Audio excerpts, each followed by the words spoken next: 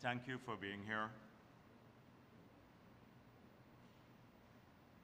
First of all, I wish to publicly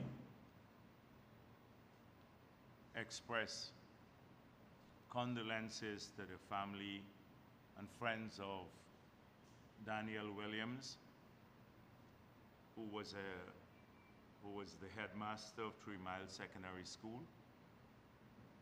He was, as you're aware, speaking at a public meeting in Bartica, campaigning for the People's Progressive Party, and he had a heart attack, a massive heart attack, and passed away.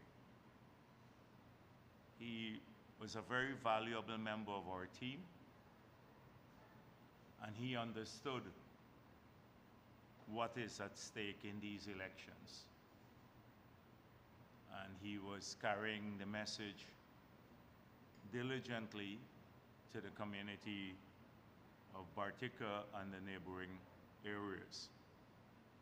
It's a loss for all those who love him, and it's a loss for the People's Progressive Party too. And we intend to, at our rally in Bartica, recognize his contribution to public service in Guyana, as well as to the People's Progressive Party. There is an issue that I want to address right at the beginning, because I've had a number of text messages from many people and their relatives. The President has received numerous messages, as well as senior policemen. So, before I came to the press conference, I sought to familiarize myself with the issue of promotion of policemen and women. As you know, the President made an announcement that there'd be a large-scale promotion of police. Many who have served the force and the country with distinction, they have no blemish whatsoever, but have been, for one reason or another, not receiving their promotions. He gave the appropriate directions to the Commissioner of Police, and this has been implemented. And I was told that 2,800 police would receive promotions, and already about 2,000 of those have been notified. Another 800 would receive their notification soon. There are others who have contacted us and said that they may be bypassed or overlooked for one reason or another. They may be part of the 800, but I want to assure all of the police who have contacted the President, and for those who feel aggrieved that they have been overlooked or bypassed, that their case would be examined, and once confirmed, they too will receive their promotion. So I just wanted to say that publicly here, so that if there are concerns or misgivings among policemen and policewomen, that they would know that they too will be, if they feel that they have not received their promotion and that they deserve the promotion, that their case will be reviewed too.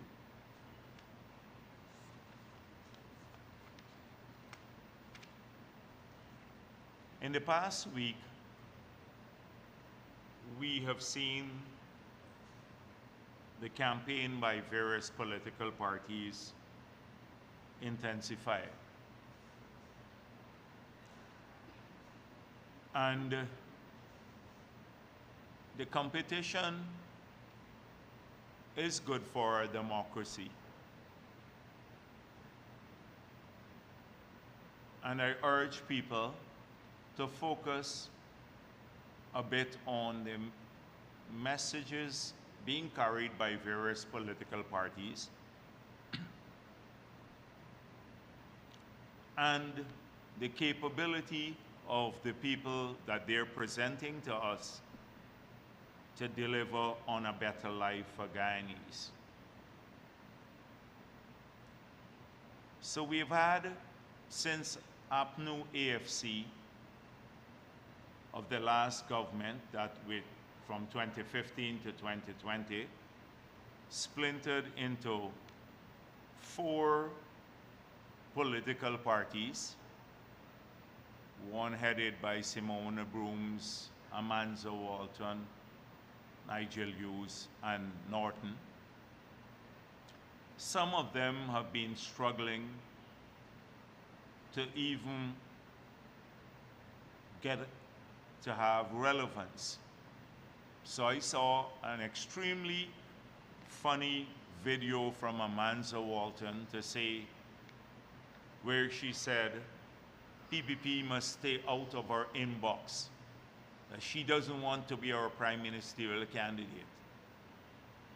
Now we have Mark Phillips, who has been announced as our prime ministerial candidate, a person of great quality, former head of the army, who has served in 5 years in very difficult circumstances throughout COVID and then thereafter with distinction. Why would we ever want an Amanza Walton to replace him? Nobody is in her inbox. She's just looking for relevance, to do a video to say PPP is trying to get her.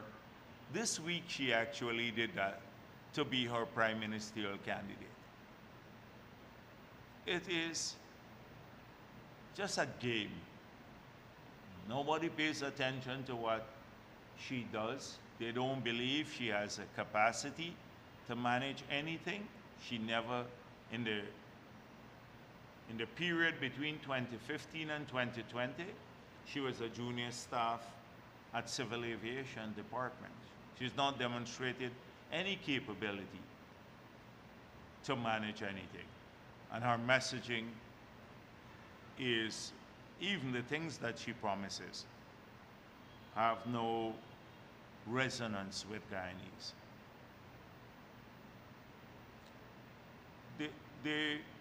I'm not going to mention the others, but since APNU is our main political opponent, I need to spend some time on APNU and its campaign. We have already demonstrated that no person who has carefully thought out the issue, no Guyanese of any race or religion or gender, who's carefully examined their slate, would ever want to risk their future by voting for them. They have no capability to plan, nor do they have any capability to handle the complex task of governing the country. Mahi Paul, I said right here, who is their vice presidential candidate, was a junior staff at the Ministry of Local Government. He didn't even manage a department. Juretta Fernandes was Nagamotu's assistant. She never managed anything whatsoever in the last government. And Norton had a designation without an office and spent a significant amount of his time at a place near Border Market. This is the leadership of the APNU.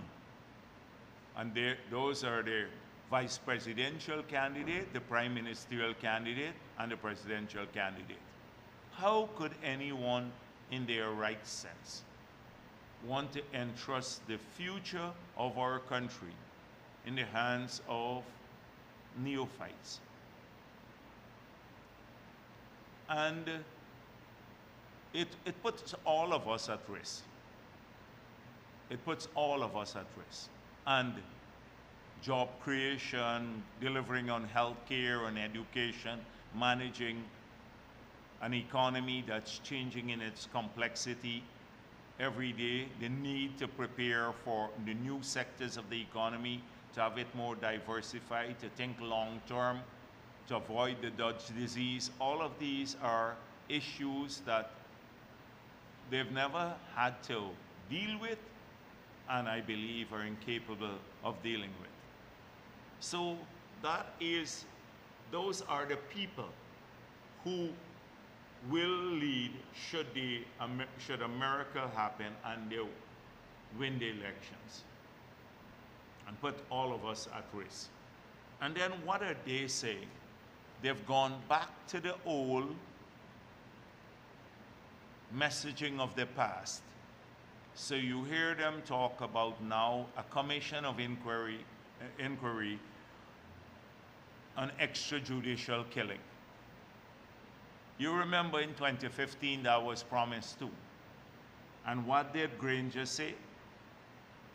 Granger said, oh, I can't pursue it because it's difficult to do it. There are no witnesses. There's no evidence. That's exact quote from Granger. They now would have us believe in 2025 that they will do that. That's their big messaging. That's what they're going to do. The last time, when they were in office, they spent all their time running us down rather than fixing the country and delivering on their promises. You recall, arrested Dr. Luncheon at my office. He couldn't even in a wheelchair. Sam Hines had to go into questioning at Soku. I had to go into be questioned at Soku. Irfan Ali, they laid 19 charges against him. Made up charges against him. Anil Nandalal was charged for stealing textbooks. Almost everyone, Frank Anthony, Priya Manikchan, everyone, Ashni Singh, was arrested and in chains before they put him in chain before the court. That's what they spent their time on, rather than delivering what they said they will do, which was jobs for young people, to help with lowering the taxes, to deliver more welfare to our people, help the pensioners and the farmers and the miners. They did none of that. All they did was to harass people and then spent lavishly on themselves. Salary increases for themselves, special treatment for themselves, for the members of the cabinet and their families, to take them abroad for medical care, paid for by us. So they're back at it again. That's what they will talk about in this era. And then, again, on racism. So they promise, for example, APNU promises to lower land application age to 18, which they did. They did in 2015 to 2020. And so they lowered the age, many more people applied, and they then did not do any housing. Spent very, very little. It was only after the no confidence motion that they hurriedly went to Parliament illegally and got some money to put in, to just do some roads, basic roads, and then handed out some pieces of paper without any infrastructure. for about 2,000 or 3,000 plots. Nothing in Linden, nothing anywhere in the country. In 5 years, practically nothing on housing. But yes, they lowered the age to 18 years that you can apply, but not prepare the lots. Why do you think we have such a big backlog in Region 4? We'd be able, within a year, to get everyone who needs a plot of land in Regions 1, 2, 3, 4, well, not 4, 5, 6, 7, 8, 9, and 10, except 4. Because we're now only allocating to people who have applied up to 2019 and 2020. We've not been able to, although in this region, we've done nearly 30,000 lots. Nonsense. Again, it's the sloganeering. We will reduce the age that you can apply for a plot of land by 18, but we do nothing to prepare the plots of land. Leave that to the PPP to hand out. And then complain that we're not doing it fast enough too.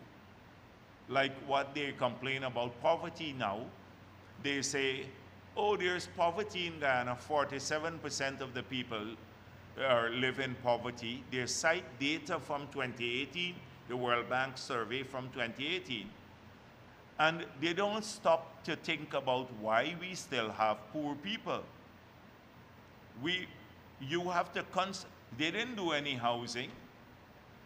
They took away jobs. 35,000 people lost their jobs.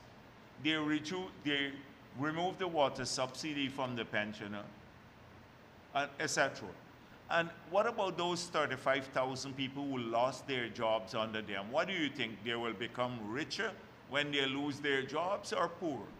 The sugar workers, 7,000 of them, couldn't even feed their families. You recall the case when BBC came here and met a child sat in Wales, which is a mixed community. Child sat on the step, and she was like practically in tears and saying her friends were calling her because her parents couldn't afford to send her to school because her father lost his job at the estate there. And she was embarrassed because she couldn't tell them why. You recall that? And they say now, oh, we have poverty. So how do you, if you 35,000 people, now more people are working. The same sugar workers are working again. Many more Guyanese are working, coming out of poverty. And they say again, you know, the next fallacy, oh, we're flush with oil money. We've dealt with that definitively now already. 37% of the budget, only 37% is oil money. Our spending on education and health and roads alone is more than all of the oil money in the budget. So that's so much for that fallacy. So that is what APNU is doing across the country. It's sloganeering once again, negative campaigning, racism. So this week they did not sign the code of conduct because the ERC now suddenly is a political stooge of the PPP. The usual language. All the other parties sign on, but they can't sign because it's a ERC. They don't trust the ERC. They don't trust GCOM because GCOM is suddenly rigging. It's the same old negative, the same old PNC. They can't change. It's all about negative. It's not about a positive attitude to the country. And why would anyone who is even lying now to them that the PPP rigged the elections in 2020, they stand on the platform and say that? Why would anyone want to support them, young or old, from across the country? Nobody should want to support APNU or AFC. They talk about the massive rally they had in New Amsterdam. We know what massive is. It's over 500 to 700 people and mobilized from as far as Linden, because we have the bus, I can share with you the buses that went there. They went there since 3 o'clock waiting for 4 o'clock start, and it didn't start till late into the night. So people are seeing this, and I saw a young lady posted, if APNU could tell me, or something to that nature, if they can identify 5 things they did for Linden, Region 10, in the 5 years they're in government, they have my vote. 5 things. They cannot. They didn't do anything on housing, no house lots. We're doing 3,000 house lots. No job, they closed the call center. The jobs disappear. 1,000 persons lost their jobs in the bauxite industry because they killed it in the Berbice River. The call center was closed down that we had operational there. We put in place the part-time jobs alone for over 1,500 persons that they opposed, leaving out all the economic expansion there. Ask them how many roads they built. In 2 years alone, we have spent $18 billion on roads in that region. And guess who are doing the roads? Like this year alone, 700 contractors from that region, many small people, and most Afro-Guyanese that are earning now by becoming a contractor. You ask them what they did for anything whatsoever. They didn't build a bridge that we're building now, the 4-lane bridge. They didn't pave the Soos-Dyke Highway that we're doing now, and the road going up to Mabura Hill. We're doing that now. We're building new schools here. We've spent $30 million on upgrading the hospital. What have they done? Five things. Nothing. And we've had really 3 years to do this because 2 years we lost to COVID. So when they complain about the crowd, oh, they were going crazy today about the people at Linden, and they said, oh, we bust all the people into Linden, etc.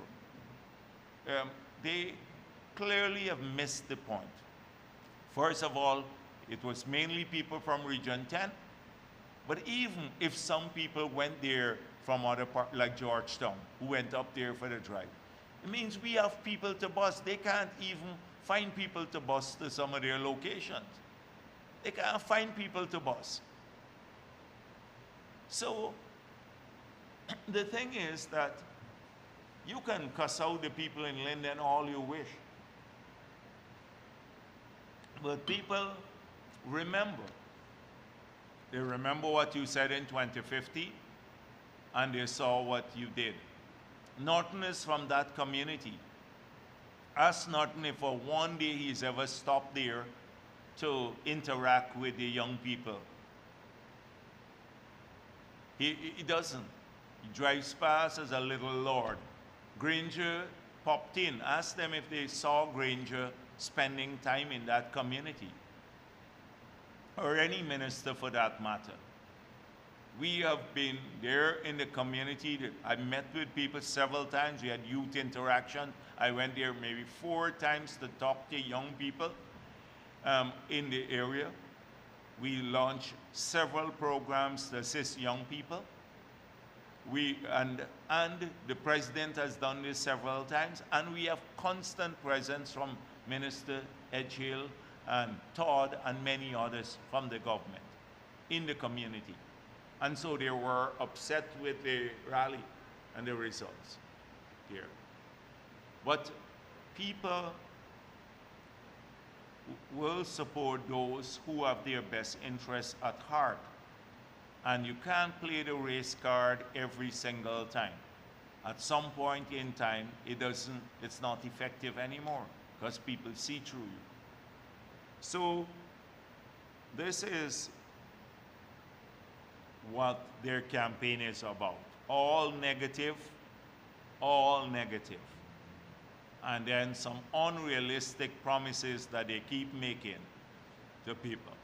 They have no experience to manage a government, none of the top leaders. So that's the main opposition party for you. So I want to talk a bit more now about Essequibo Coast.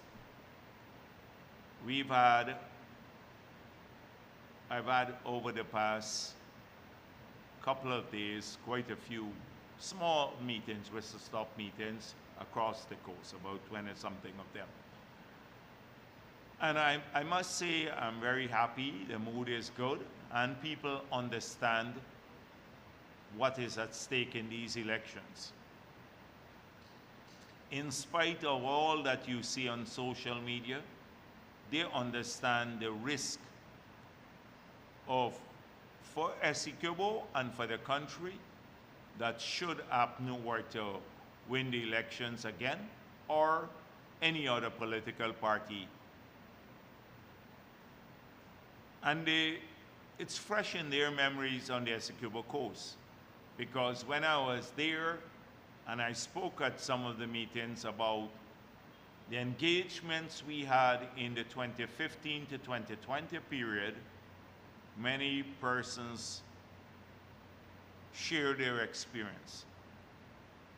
One lady said to me, after they had promised $9,000 a bag for paddy, and many people voted for them from the sugar belt, the rice belt, and many people stayed home in Essequibo.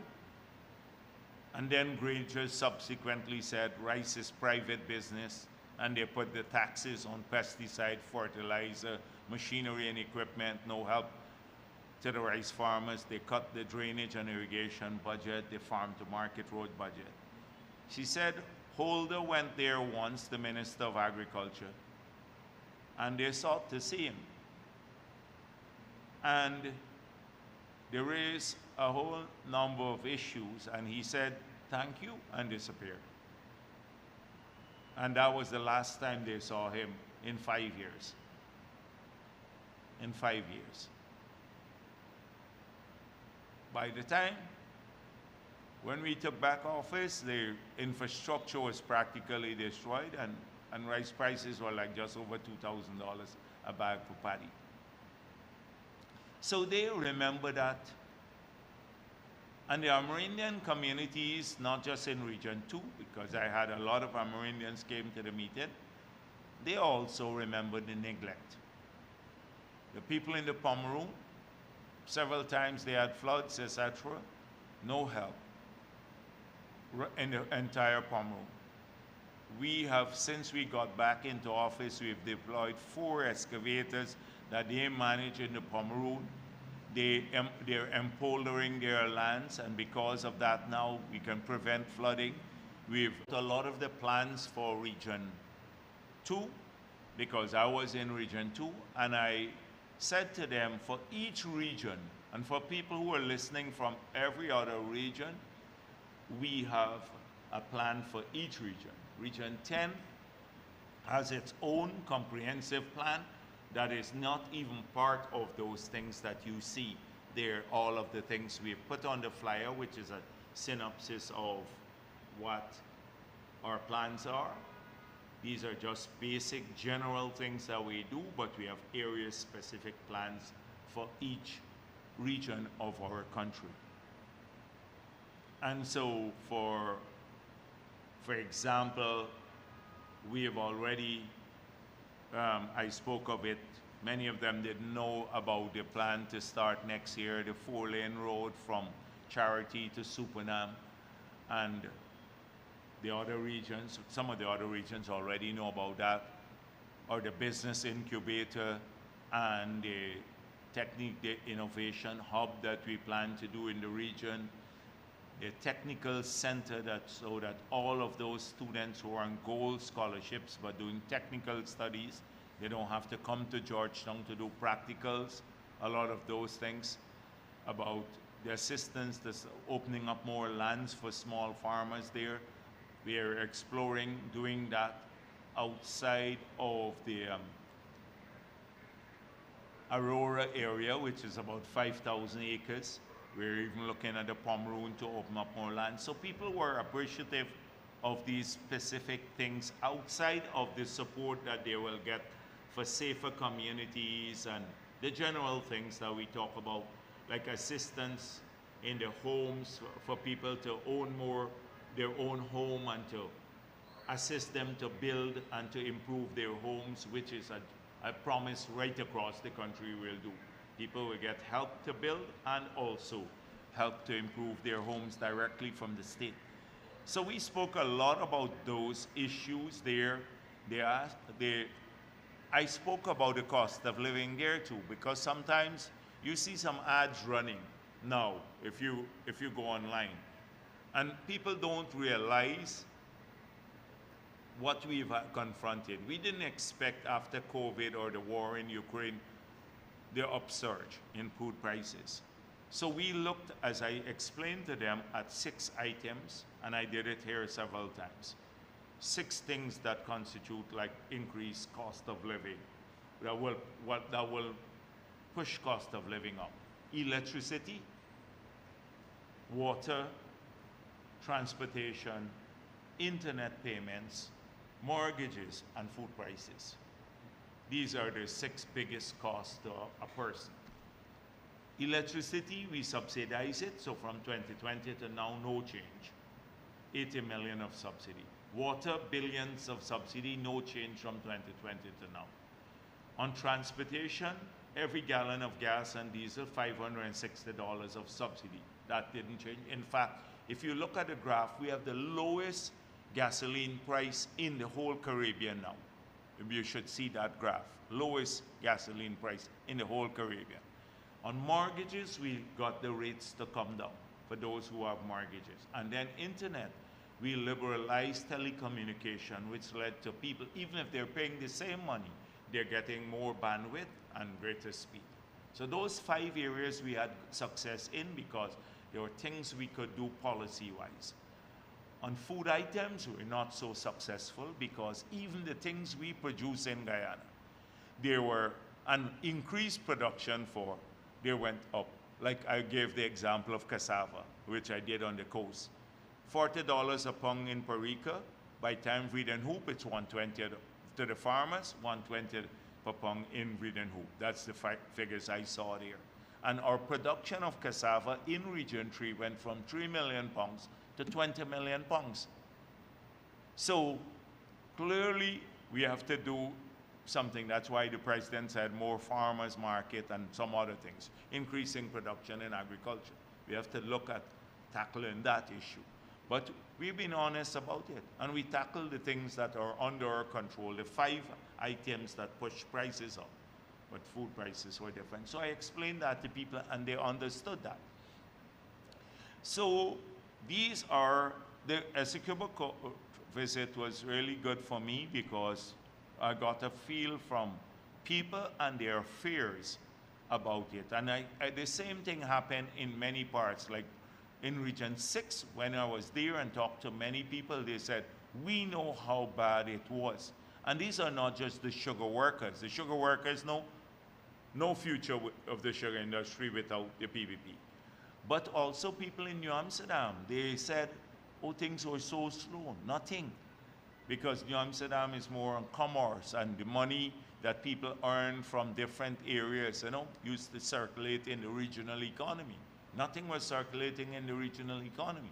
It affected everyone. There were no jobs for people in New Amsterdam or anywhere else. So I get that feeling from everywhere. And so people recognize what is at stake in these elections. And that's why they said to me, I found out a lot. In Queenstown, I was there, and I had a meeting in Queenstown, and afterwards the guy said to me, these are young Afro-Guyanese who were coming to the PP campaigning with us. They said, the rumor APNO is spreading is that, oh, after the elections, they will kick you out. You wouldn't get any benefits, and oh, you just, they're using you for the elections. Well, if you look at the growth of the PPP, didn't local government elections, we made huge inroads into New Amsterdam, as I explained, 6 of 14 seats, up from 2 of 14. And here in Georgetown too, now we have 11 of 30 seats, up from 2 in 2016. And it happened all over. In Linden, 2,500 votes, Bartica, etc. And I said, those people are still campaigning now, 2 years later with the PPP, and doing well for themselves, and not just Afro-Guyanese, but all Guyanese. So this is the fear that they are trying to spread again to keep people away. You know, oh, the rumor, they will kick you out as soon as the elections are over. Well, our track record has demonstrated differently, and we're the only party that's bringing people together. So, but they keep at this all the time. And then they told me about what the Azruddin Mohammed has been doing there too. So the WIN party has been paying off some individuals in the communities to convince the others, well, to lie to them basically, because they don't have much convincing to do, to lie to them to get their votes. So one is that they will get money after the elections. 2, that they'll build houses for them. They didn't even promise that in the manifesto, which is another lie. And that they would, basically, I'm going to come to the other issues, but what the other lies are. And they do a clever thing, which is they go around with groups of people in buses, that's what I was told in some of the communities, and take the same people everywhere and take pictures. And so it's a rotating crowd they have, and then they post it online to look like they have momentum, a lot of people supporting them in these areas. Like Lima Sands, the people told me, some of them came to see me and said, oh, not people from our area, just came in there, went to a house with one family that support them, with about 7 people from the area, and then they brought in a number of people from different parts, from Pomeroon, etc. And they even point out the picture, look, these people are all from the Pomeroon. So they're doing that everywhere where they go. And so this is something that is happening right across the country. They run, it's almost like a media, it's a media campaign alone. The underground campaign, when you look at there, that's why they would not hold a rally like the PPP. They would not hold a rally. They're in Linden, when they had the biggest crowd they claimed they had with the Blue Wave, we saw they photoshopped the pictures. The same faces appeared from the images they put out. And 2, we have videos of people collecting the money after. The same thing on nomination day. You don't want more evidence of it than what took place on the Square of the Revolution, when the woman went to collect her money and Doggy beat her up. So we have demonstrated evidence now of that they're paying people to come. If you look at the people who go to the PP meetings, even APNU meetings, I don't think APNU pays people to go. They go there on their own free will. They're happy to go there. You see their faces. They're participating in the events. They're excited to be there. So this is what's happening. And I think it is kind of misleading to other people who might not know this, but who are looking at this and saying this is very competitive. You know, they're getting big crowds. They're going to do well here. So that is, we expect that to continue. That they will.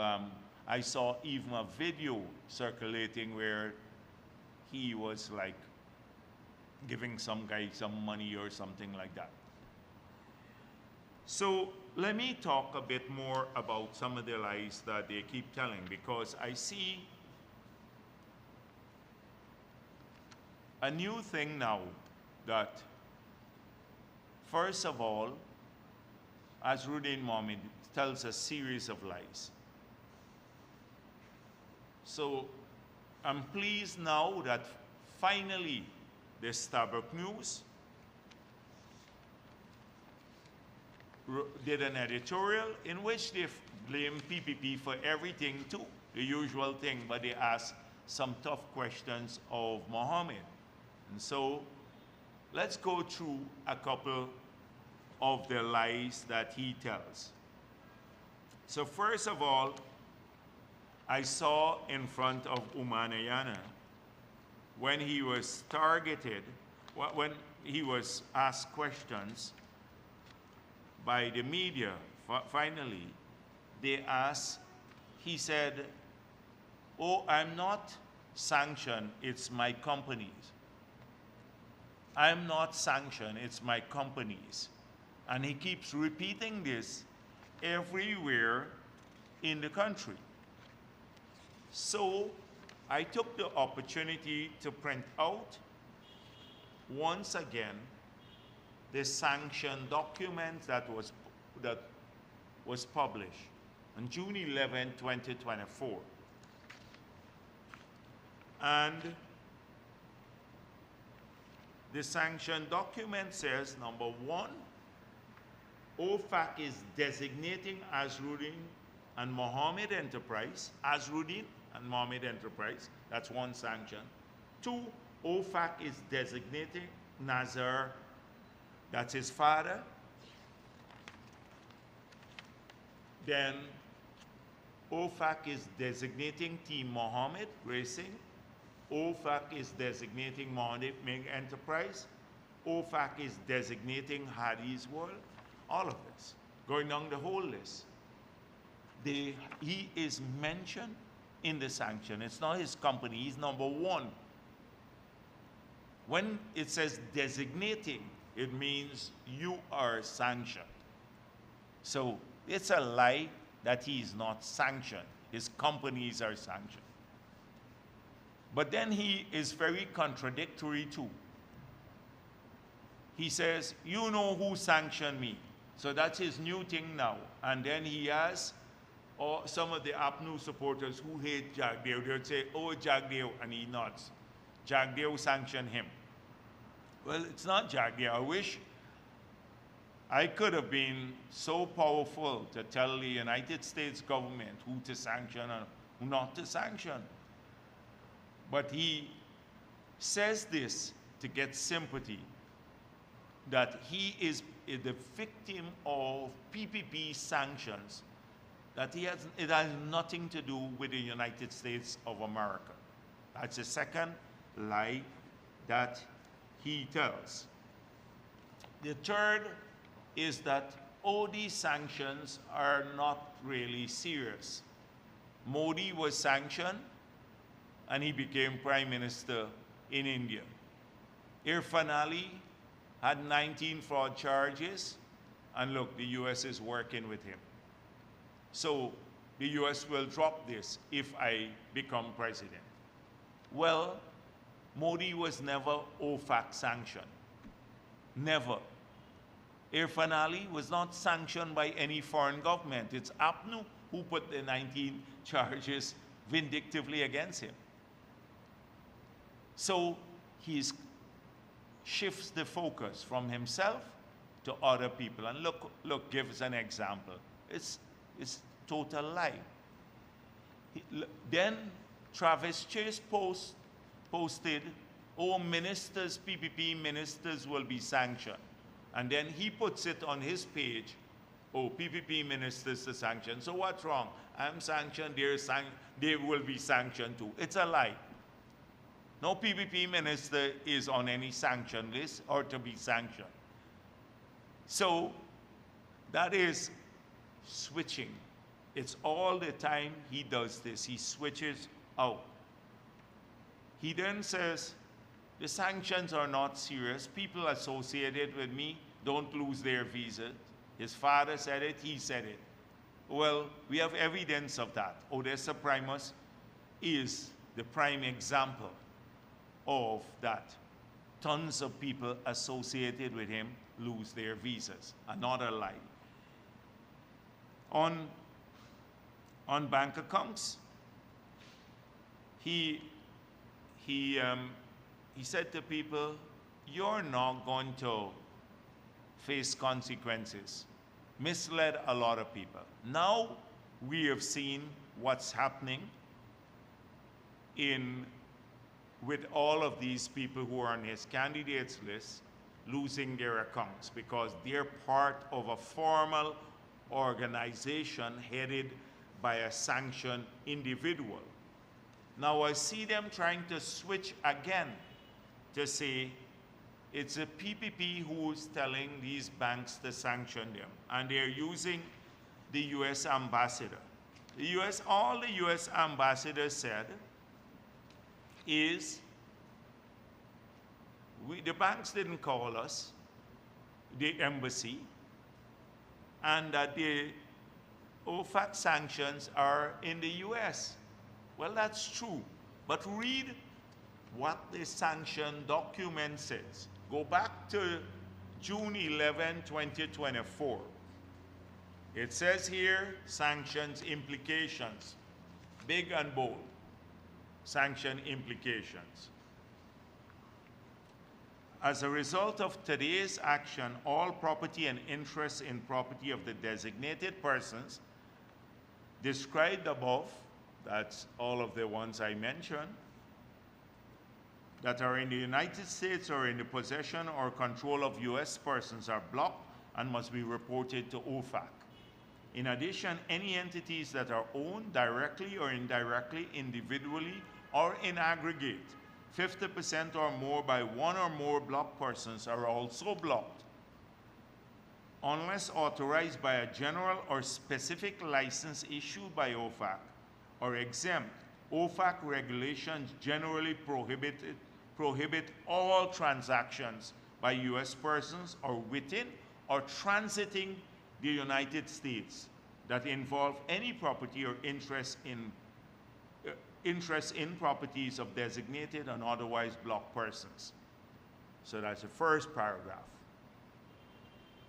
It then goes on to say, in addition, financial institutions and other persons that engage in certain transactions or activities with the sanctioned entities and individuals may expose themselves to sanctions or be subject to an enforcement action.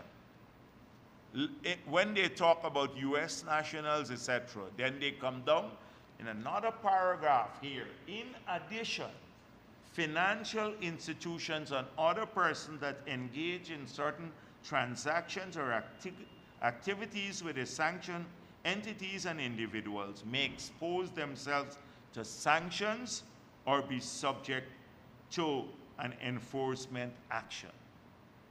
Financial institutions. Now, I can show you, if you go online, you will see how many banks in the United States of America, when they don't do due diligence and allow sanctioned individuals or those associated with them to have a relationship with US banks, those US banks have been fined, they've been warned, and they could eventually lose their license. The United States institutions, they're fined. Go online and check how many banks have been fined in the United States. Massive fines because they didn't do due diligence and they allow one sanctioned individual or persons associated with them to have a relationship with the US banks. So yes, the ambassador is absolutely right. Absolutely right. Those institutions are fined. So those banks now have to have relationship with local banks, correspondent banking relations. So if they, through the local banks, start doing business with the sanctioned individuals or those associated with them, they have implications for them in the United States of America, those banks. And they have been de-risking all around the world. They're cutting relationships, like banking relationships and correspondent relationships with thousands of banks across the world because of this same fear, because the fines could be massive in the US for those banks. So when Gabi issued a statement, the Guyana Association of Bankers, they said we operate in two frameworks, the local and international framework. Not just local framework. They, without a correspondent banking relationship with the United States banks, they might as well shut operation down. You can't process your credit card payments. You can't process your debit card payments. You can't make a transfer of money. You can't bank your reserves in the US. You can't invest in US instruments if you have excess reserves in these commercial banks. What do? You just have to shut your bank. I think even Timothy Jonas had that right. And you think any bank locally will risk that? In their own assessment, they have to protect themselves. And so that's why the 3 banks have done it, and I think the others might have done it quietly, too. I think by now, almost all the banks. Now, financial institutions are more than banks. And it says financial institutions in the sanctions. So a lot of the insurance companies now, their financial institutions, they will have to, if they operate with international banks where they also reinsure with banks abroad or with financial institutions abroad, insurance companies. They now have to start looking at whether they will expose themselves.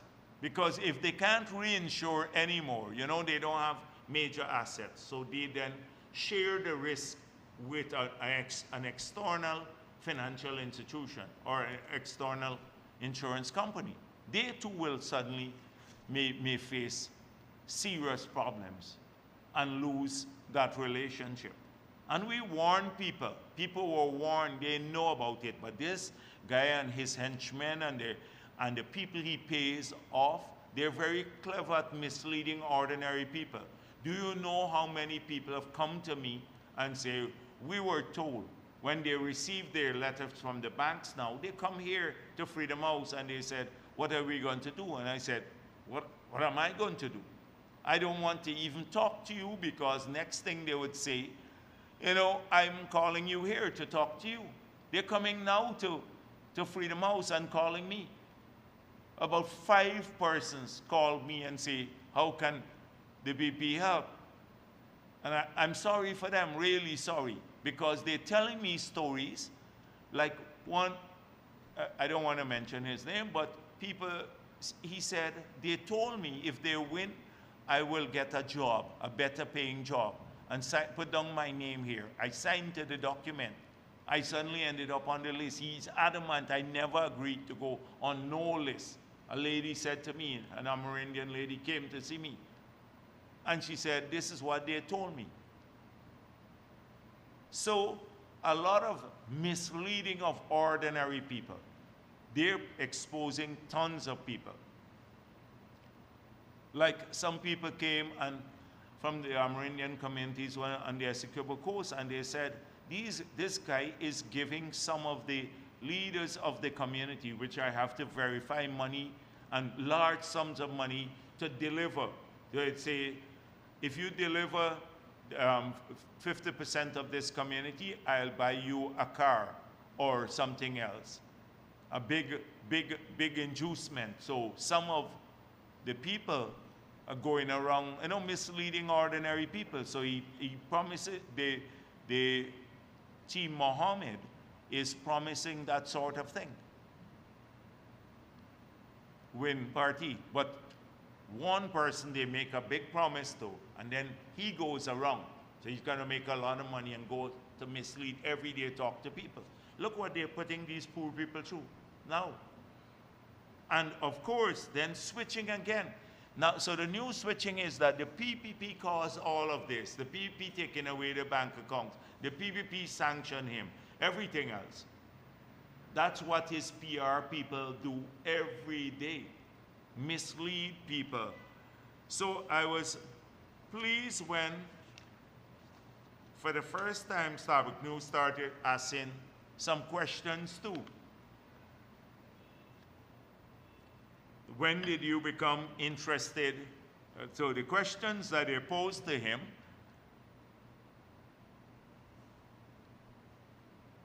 what should be of concern to all voters on September 1st is whether Mr. Mohammed is running for the presidency of the country in a bid to protect himself from the sanctions that have been slapped on him, and what may lie ahead, and whether he'd be up to the task.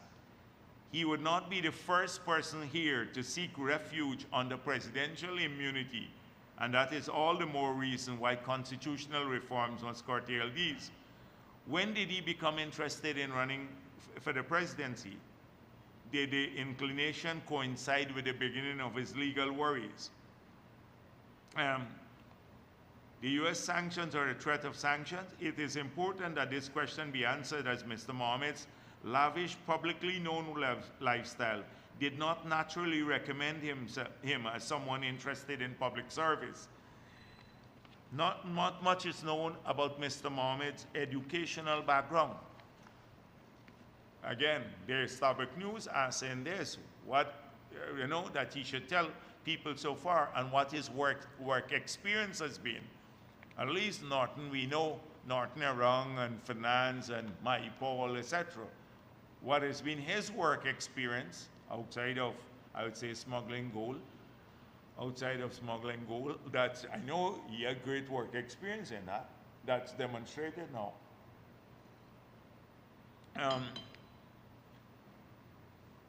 Would he be able to engage as a parliamentarian or even a higher position? It would be a spectacle in Parliament if he were, imagine him making a speech on any issue in the Parliament. So Starbuck has been asking, or is he living on wealth generated by his father? And this is, I'm surprised that because they've been giving him a lot of publicity for the nonsense that he does. And they ask a ton of questions here. So people have to start asking the questions there too. And clearly, he's collaborating with APNU, and maybe a lot of people who may not want to come to the PPP may go to him because APNU is like dead too. So he's benefiting from a little bit of that, but he has nothing to offer. And that's why I say to young people around the country, when the 50,000 is done, or the few people who get payoff to mobilize others in your communities, they would get some payoff to mobilize and misled. What happens on September 2nd? What happens on September 2nd? He disappears, you're not going to go, you get to go to his home anymore because he only allowed people to go into his home when he had trouble. Pay them off. They could never have accessed his home before. You're not going to be able to do that. So what happens next? Who is going to have to deliver in these Amerindian communities again? So these are crucial questions, and I hope that people pay attention to these matters that are coming up. I've seen some other issues surfacing during the course of the week, like my Paul talking about some corruption at GPL, the usual thing, corruption at GPL, and that's all they talk about, corruption and stuff like that. And you see the position of the government. One time they were saying we were in bed with some company, Method 4. I saw that coming out now. Then we cancel the method 4 bid because we believe they didn't have the appropriate experience. We then went to a company that's fully experienced. They're negotiating now. Nothing has been signed, but yet it's corruption. In fact, that should be seen as fighting corruption. That's why I don't want to waste time, because Paul has nothing else to say. But what I'm going to end here, because I just want to talk a bit more. No, maybe I shouldn't end yet. I just saw Starbuck News. During the course of the week, they come up, you know, when the U.S. said that the tariff will be 15% now, Starbuck News puts a headline, Trump ups tariff on Guyana by 5%. Now, any sensible person here would know that it was 38%. 38%. It's now 15%, but yet Trump ups tariff by 5%. So this is all to support a narrative that our discussions with the US government failed. And therefore, look, Trump upped the tariff by 5%. Didn't happen. It came down from 38%. That was announced. 38% was announced by Trump at the beginning. Now it dropped to 15%. So that's first. I explain right here that the reason that the US government had, in the first case, put a 38% on Guyana, that it had to do with one thing, your trade surplus. The countries that are exporting more to the United States than are importing more from the United States. So when you, like, I saw Christopher Ram flays government over 15% Trump tariff. So they cited, how is it that Haiti and Cuba and Suriname have 10% and we have 15%? All the countries that were importing more from the United States than exporting to the United States, they got a 10% tariff. And those countries that had a greater export got higher. And we had one of the highest because we had a big trade surplus with the US. We were exporting a lot more. So we went up there. Ashni Singh met with the US trade representative. Our embassy met with them. We've been in discussions with them. They understood the argument that our trade surplus arose largely because of the increase the oil export.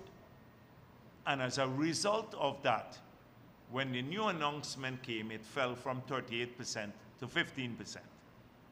They should be happy for the country. We said that they're continuing discussions with the US government because we are continuing the discussion to get it down to 10%. They should be really happy that we succeeded in bringing it from 38 to 15, although we are a country that has a huge trade surplus with the US. The other countries were not so successful, many countries around the world, India and the others.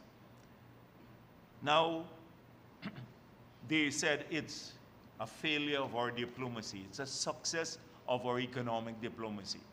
But Christopher Ram, well, he is just a fossil, bitter every time he sees anything progressive in the country. I'm not going to waste my time. It just shows you how they can spin headlines all week. Something that we should be wildly happy about because of the success of our economic diplomacy and because of the understanding from the US administration, the collaboration between the US administration and the government of Guyana to get the tariff down from 38% to 15% while the discussions are continuing. That's great news for Guyana, and it shows the good collaboration between the US government and the Guyana government. They deem it a failure. One says Trump upped the tariffs by 5%. So ask them, what was it before? If it was 38%, how at 15% you could be upping it by 5%. It's just, I don't know even who comes up with this sort of thing. So just every day we have to face this sort of thing. The lies and the mischaracterization. On the other hand, Azharuddin could barely string 2 words together and they give him a whole lineup as though he has said these things. Barely string 2 words together. And so this will always be there from the naysayers. We remain focused on what we have to do for this country. We're campaigning heavily. Our campaign is about not putting this country at risk. If 3 years after COVID, we have managed to restore jobs and to get the infrastructure going and the outlook positive for the country, 12 hospitals under construction, the same number of hotels under construction, development every part of Guyana, where people are getting higher pensions, our children are getting more money, free education, we're investing in agriculture and mining at better tax rate. Just imagine what another 5-year term can do for this country. That's what we're campaigning on. The others, no track record, nothing. And they pose a risk to our border and everything else. So that is, I'm going to end there today's short press conference. Thank you.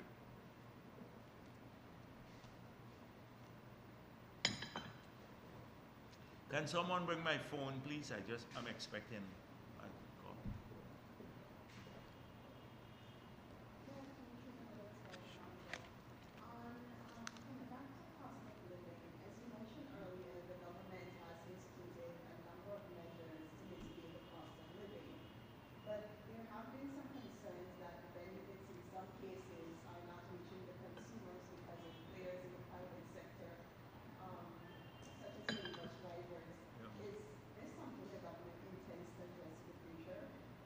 Yes, so the thing is that I know, like I'm in Berbice now, everybody has been saying there was this excuse that, well, the toll across the bridge is pushing up the cost of transportation.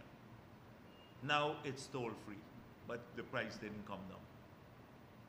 The price did not reduce. So that's the problem when you live in a free market system.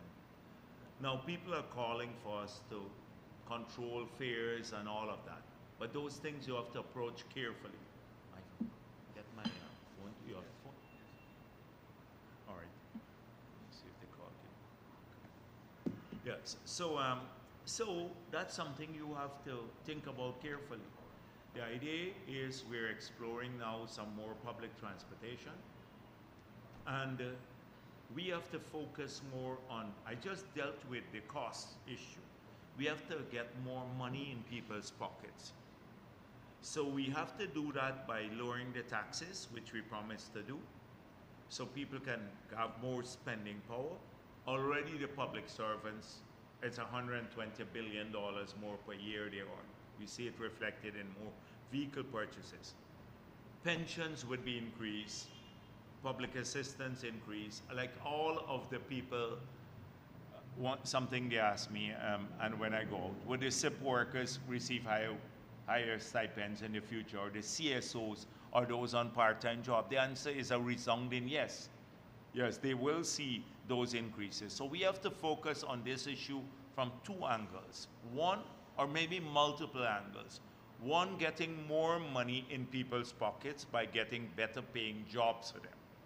2, in ensuring the taxation system allows people to keep more money in their pockets. They pay less taxes.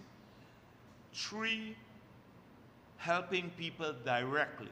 So what are the things that people have to spend money on, apart from the 6 things I listed? They have to spend on education. If we take away the burden of you spending on education by a transport grant now, so we can help you pay for the children going to school. and we can do a good school feeding program. And so you now have to spend less of your money on educating your child at every level. If we upgrade healthcare, so for tertiary care too, you don't have to spend money, you get more help for dialysis and cancer and everything else. Then you have more money to keep. If your pensions go, so all of those things. If we're helping people to build homes now, the poor people, lower cost lots, helping to build homes or upgrade their homes. Overall improvement. So it's not tackling things from one side alone. It is prices, it is getting more money into people's pockets, it's helping to keep costs down, like electricity costs will come down by 50%. And I see somebody said, oh, you didn't fulfill that promise. You check our manifesto. We didn't put 50% reduction in electricity, but we're working towards it because we're building now that project that will complete next year. And we've also been, because Essequibo is not going to be connected to the grid, but they too will see a 50% reduction in cost because we're putting up a big solar farm now on the Essequibo coast. That will be a huge reduction. We are working towards it. It should have happened before we had a delay on the project. But we didn't make a specific promise in 2020. We said we'll look at investing in electricity and probably lowering costs. We kept the cost constant. So that is something important. Imagine the others are promising $1,000 electricity bill. That's what APNU said, Director of Finance said.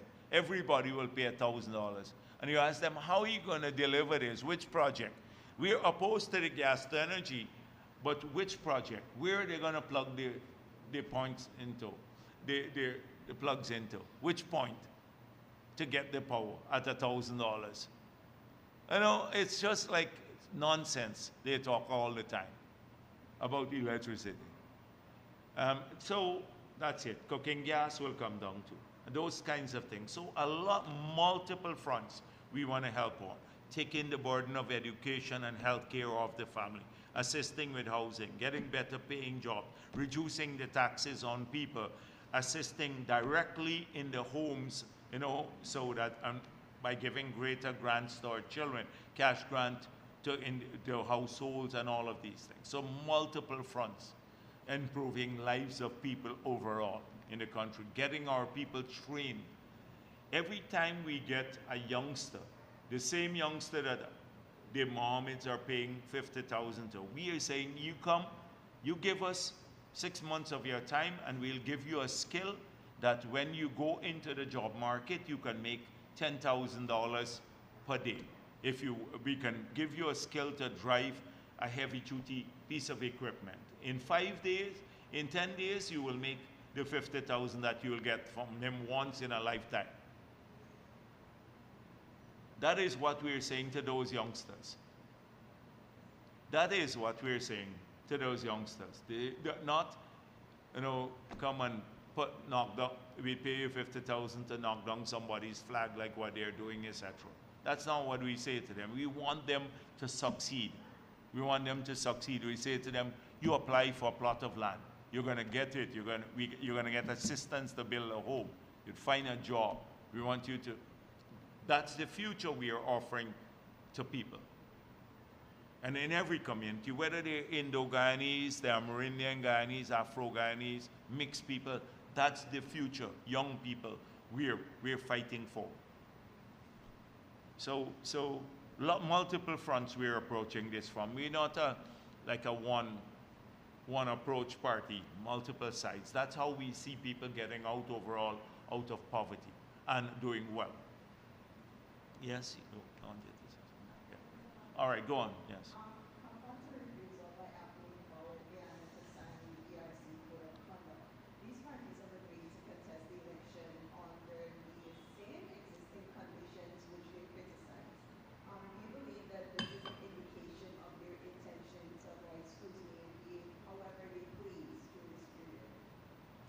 Yes, it's part of that and part because APNU.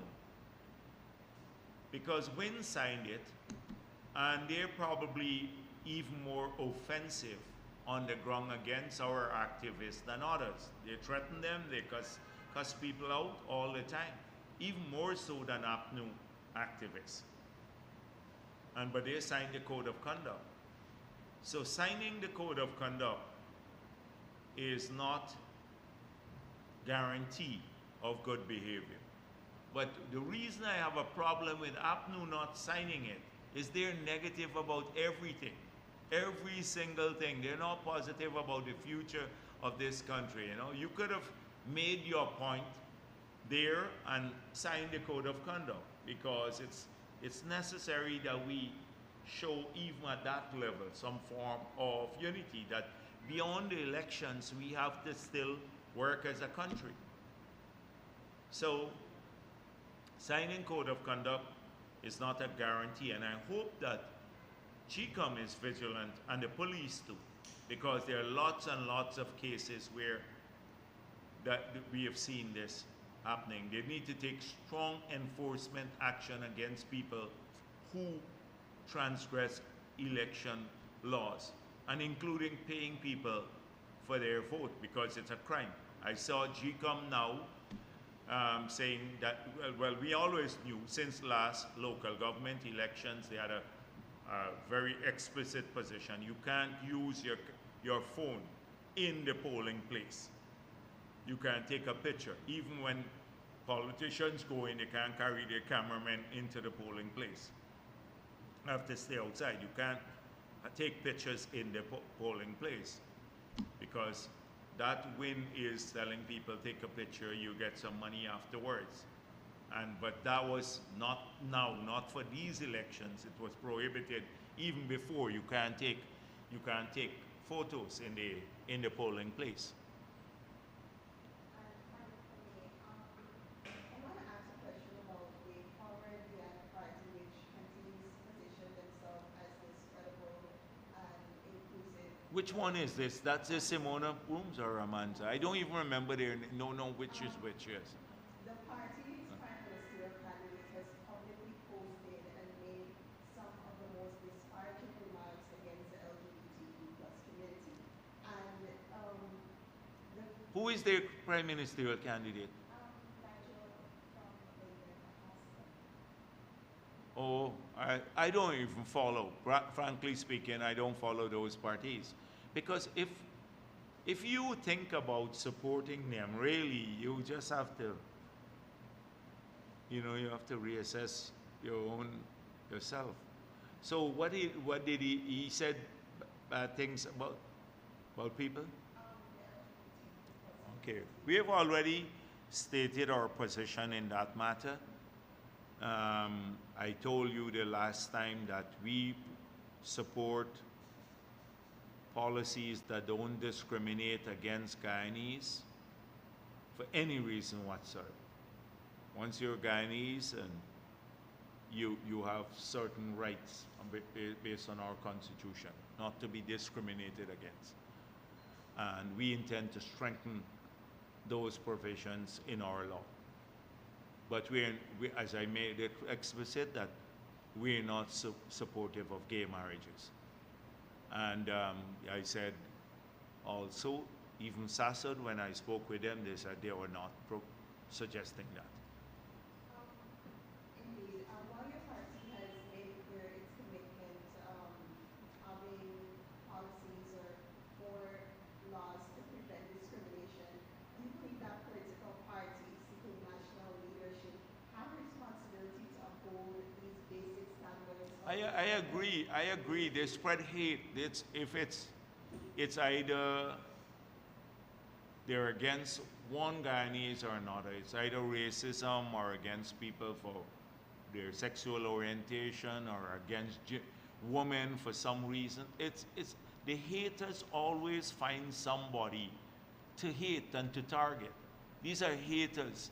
You have a lot of them in society. And you have an industry of haters. People like Christopher Ram, I add him to that. Haters, they don't want to see anything positive happen for the people of the country. Their worst nightmare is that all Guyanese unite. There will be no place for them. That's why every day they try to pull people apart. There'll be no place for that industry. They've been around for a very long time. I've had to deal with them for almost my entire career. They can't be happy for anything positive that is taking place in our country for young people or the future. Everything, and they have an opinion on everything, like this Christopher. He's a specialist now on tariffs, you know, wasting time. So that there's an industry out there, and you see them online. Every day they go, that's all they do. Try to hate people rather than trying to bring people of our country together. Bitter people. And so I put these people in the same camp, a lot of them. Amanza herself, you remember she said Indo-Guyanese are mentally lazy. Just imagine anybody else saying that. And she got away with it. Imagine anybody else saying that, because they're divisive by their very nature. We're not into that. We're trying to bring our people together, all over Guyana, everywhere. Yes. Juan Williams, DPI. Good afternoon, sir. I know you spoke briefly about the gas prices being the lowest in the Caribbean, but for the benefit of our audience, can you say how government was able to make Guyana the country with the lowest prices for gas? Because I explained this, we're subsidizing it for $560 for every gallon of gas or diesel you buy. That's how it done. I don't know, have you seen the table?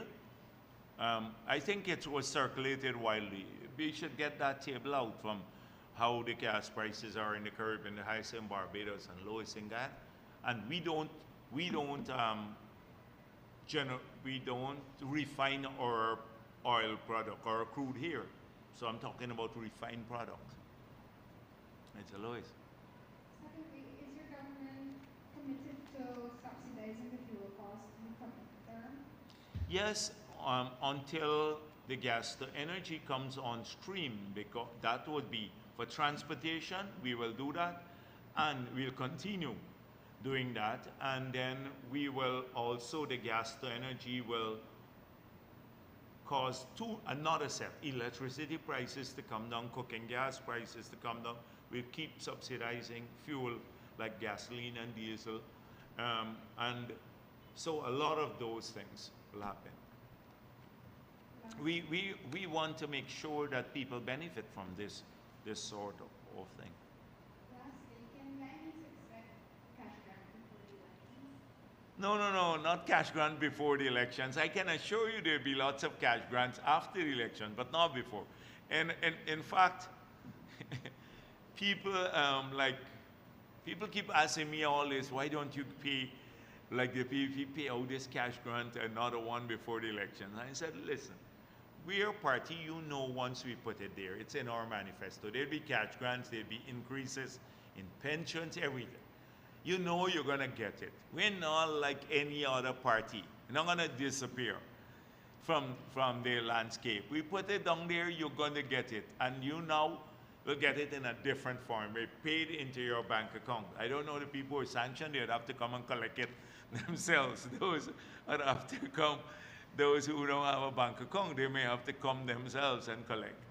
But people will get it. Will get it. And there are lots of things. Remember, we still have the remainder of the year.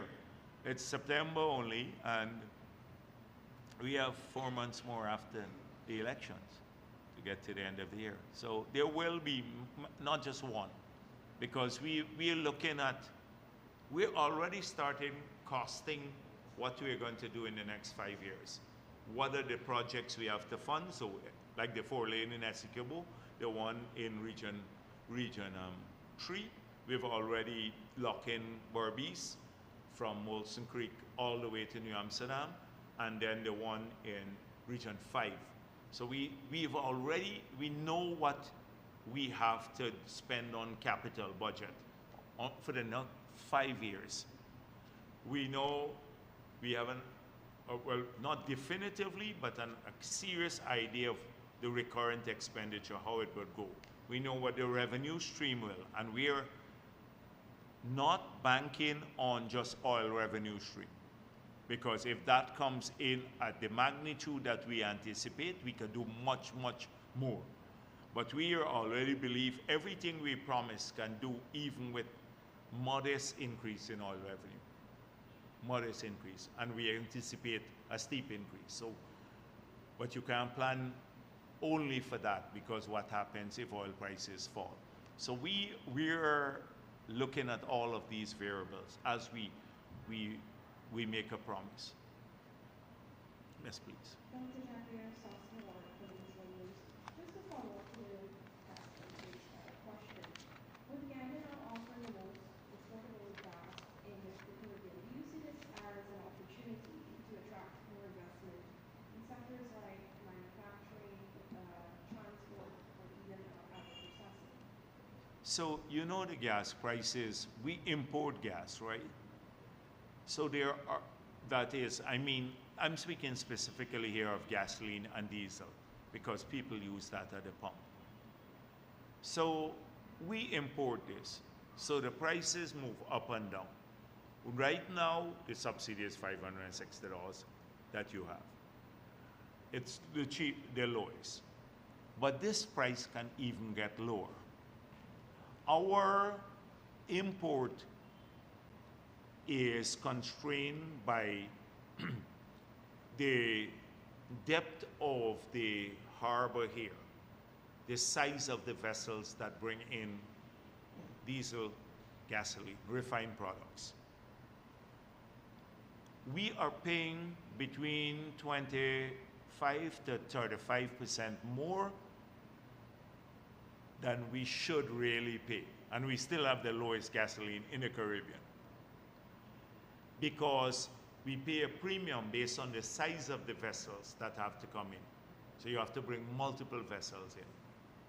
So that is why we've started exploring. About 5 months ago, you heard, I think at the Energy Conference, you heard the President speak about these storage farms that we're contemplating building out, where if we can bring in bigger vessels and store more, the storage capacity in Guyana is limited to.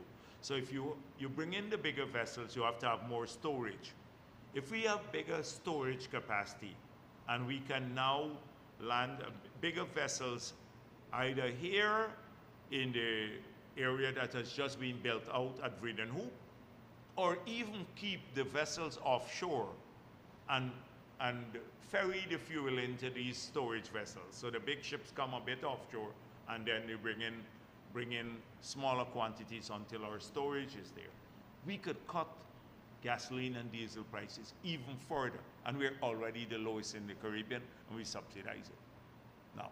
So we're looking at that to do that, because we may not have our own refinery, and even if we have our own refinery, it may not be the most feasible.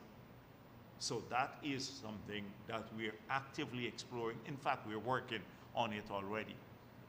So we can see even a further increase, which will have a big impact on what you are saying. Investments in manufacturing, electricity prices coming down would have a big impact on manufacturing and small business too. And then the development bank and the zero interest loan would also help a lot of small business. The business incubation hubs would help small business. So a lot of those things. And co-invest. We're also co-investing where we build factory shells for people.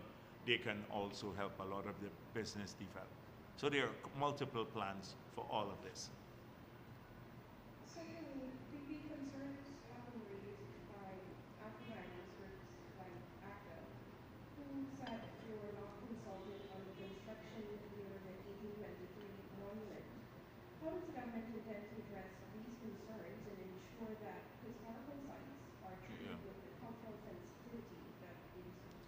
Yeah, I saw that sometime. In local government, we made a promise to put lights in the ground, which we did, and people should pay in the ground. I don't know. I didn't know about that project. I saw today there's a protest or something. I agree that we have to treat some of our sites with sensitivity. That that is a special place for us because that's where it was, it's a sad area where people were displayed, quartered and displayed enduring slavery. And so I agree with treating that site with sensitivity. The same people, however, I heard Hamilton Green is there and the mayor. Now, somebody told me they were there today. I remember that place when it was a swamp. They talk about cultural sensitivity now. No lit, it wasn't lit, overgrown with bush under the same Hamilton Green. He never maintained, when he was mayor for all those areas, he didn't do anything, overgrown all the time. So I don't know, and a lot of young people go there. What I think is important is that we should treat the area, as I said before, with sensitivity. But if our young people go there and they have maybe I don't know how many of them know how sacred that site is. Maybe along with some building there to show the history of the area too. And they can go and play in the afternoon, but they can understand how special the place is. It's a huge area, you know, it's a massive field here too. So I think a combination of both, but I agree that we should also consult with people. We should consult, especially when it comes to those sites. I think it's something we should do. But also don't leave it overgrown with bush and nobody knows the significance. How many people, you ask me how many people go past there and really know that? How much education has ACTA done, or not forget ACTA, anyone, the same Hamilton Green and the others when he was mayor about the site. But in local government, we made a specific promise to put in lights there, which we fulfilled. Because that was local government. People were asking, the kids in that area, Kingston and all of the areas, who come there to play in the afternoon, and a lot of kids go there to play, and it's a safe space. They were asking for that when I met with them. Yeah, you're not exactly. Quick question for you. Just to follow up on what you said about the fairs and the toll-free venture. I know you say this is a free market, but is there any room for the government to perhaps have dialogue with those who are involved with public transportation, be it taxi drivers or bus operators, to get them to lower the fees now that we're Yeah, I think we should have a discussion with them, but I know there is no like magic one you can tell people to do that. But yeah, we should constantly have discussions because we want them to do well too. We want people to have lower fares, but we want the taxis and the drivers and everybody to also do well. You know, they should be able to earn a decent living. But that was a complaint I got from Barbies a lot, that people said, you know, well, the fares are gone now. We used to be told that the fares, the tolls are rather, the tolls are causing the high costs coming to Georgetown, and now it's gone, but we haven't seen any changes. But I agree with the discussions.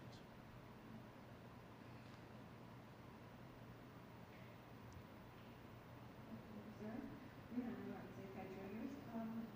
I have a question concerning the OFAC sanction Yeah, sure. and persons. Candidate, you were going to say, you can call Azruddin Mohammed. He is sanctioned by OFAC. You don't need to tiptoe around it. He is a sanctioned individual, designated individual. You saw it in the letter there. So, I wanted to know how the government, or if government dealing with May Thomas, in terms of paying her, yeah. given the action taken by the banks to close Wynn's candidates' bank accounts, and if they are employees of the state and are candidates in Wynn, how does the government deal with them also? I don't know how many are employees of the government? Well, no, we really not check. I know maybe some of the people who actually came to see me might be employees, yeah. So we'd have to find a way. I don't know how really, I haven't given it thought. Because a lot of them are distraught now, you know. They're not going to be able to have a bank account. And many said, you know what I said to them? Listen, don't come to talk to me, because next thing they're going to say, I calls you to come here. So why don't you go publicly and say it? Write to the newspaper and say, I disassociate myself. I never signed up to be a candidate.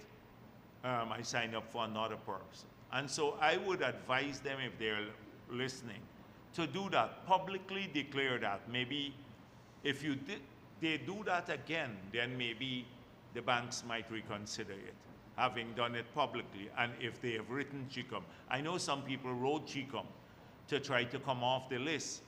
So if remedial action is taken like that, maybe it would influence the banks. I don't know. That's one way. If they were working for government and they were getting paid through the bank, then that would be a different issue. I don't know. They would have to probably collect their money in cash, but I don't know, we pay in cash too. So we'd have to think through it. We'll have to think through that, how that's dealt with. May Thomas, I found out one thing. When there was this from the other side that said, look at all these people losing their bank accounts. How is it that May Thomas still has a bank account? And I found out, and her accounts were closed by all the bank about a week after the sanction took place. So she does not, as far as I'm told, she does not have a bank account with any bank. So that's all I found out. I didn't ask much more about it. So that's my position as of this time. I don't know further. That's it. I asked, but because they were making it look like she had a bank account and the others lost their account, and saying that some of the banks were treating her preferentially. I think it's Citizen Bank who closed her account. I don't know how they do that, if she's being paid or not, but I know that for sure that she's not treated preferentially by the banking system. So yes, go on. My second question is concerning, you mentioned it during your earlier method for engineering. I just wanted to know, can you say when and if the technical evaluation was done to determine method for engineering was not capable, on what grounds was the contract then awarded to Interenergy? So from what I follow, I'm not following because it's a MyPaul issue, and I don't generally follow what MyPaul says. He started off with this, but from what I gather, he's trying to make it seem as though the Prime Minister misled the Parliament. So there was a public process, and there's an evaluation done, and it was recommended that Method 4 be awarded the contract at a particular price. I think it was $7 million. Subsequent to that, it was discovered, that's what we are told, that they did not have the required technical capability, because apparently it was evaluated as a Canadian company, but there were more local people.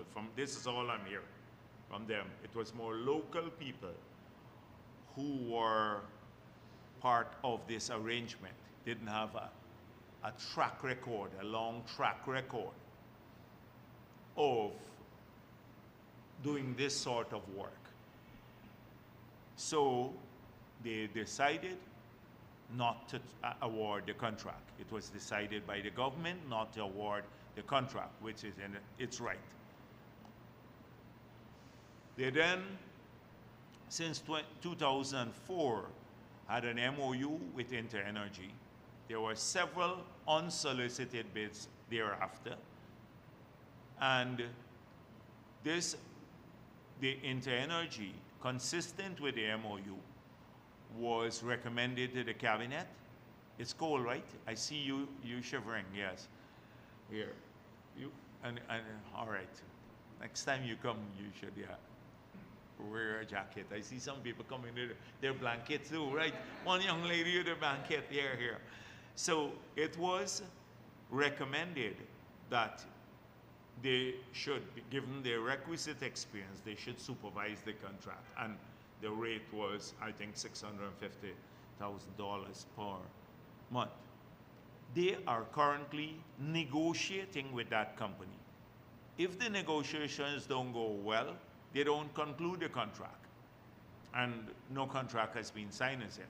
But on Method 4, it was discovered, that's what we heard, that it was discovered that they did not have the requisite experience. So I see now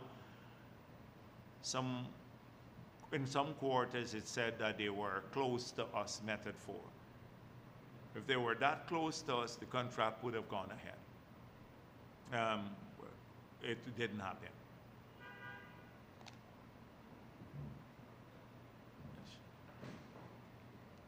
Dr. W. Shinara Francis, Sheriff James. Concerning the same Method 4 situation, can you say if InterEnergy has ever done, or if InterEnergy will be conducting or working with Guyana if negotiations come into fruition, if they will be continually working with Guyana with any other energy related or any other field in that sector? What do you mean by that? As if InterEnergy, the company itself, would be working with Guyana, should the negotiation come into fruition, if they would be working with Guyana in accordance with any other electrical or any other field within Guyana, that they're currently working to have the contract with GPL. Yeah, but so that's what you're asking me about if InterEnergy will work with Guyana on what? On In any field or within the same field for Guyana, with Guyana. yeah, but right now all that I know of is this contract that is being negotiated, which may or may not succeed. They may be awarded or not awarded. I don't know of anything else that has gone out to tender or we're doing with InterEnergy. There's nothing that I know of. Secondly, there was the discussion of the personnel being, or the company not having the right skill set. Are there any provisions made within the educational sector for Guyanese so that we can have better skilled personnel, especially in that area, for future projects so that we won't have to outsource? Yeah, sure. Now, I don't think that it's just about skills. I'm not, like I saw the article in the newspaper and it says, in one of the news media, and it says, many of these people work at GPL, etc., who are part of the Method 4 contract. They may have the requisite skill, but when you hire a company to oversee a big project, the company has to have experience too, not just the personnel, because you can pick up personnel anywhere and you have to evaluate on the capability of the company, its status to supervise or its ability to supervise a large project of that nature. Alternatively, 10 people can just come together and say, yeah, we have the skill, but they don't have the company's capability.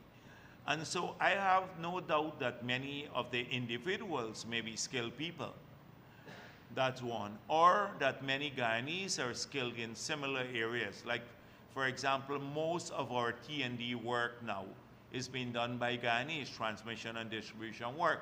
There are several companies now, like we're putting up lights in the in GPL. We got 4,000 of the 100,000 lights we purchased to install street lights across the country. Only 4,000 got arrived. I think another 6,000 may come in about 10 days' time. And it is about, they told me about 15 Guyanese companies, private companies that are doing this, not GPL. So they have their staff, they're making money, and they're doing well.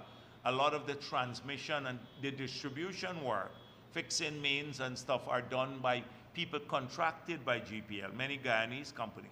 Like Cummins Electrical has been doing some of the biggest work in the country. So they have lots of capable Guyanese companies.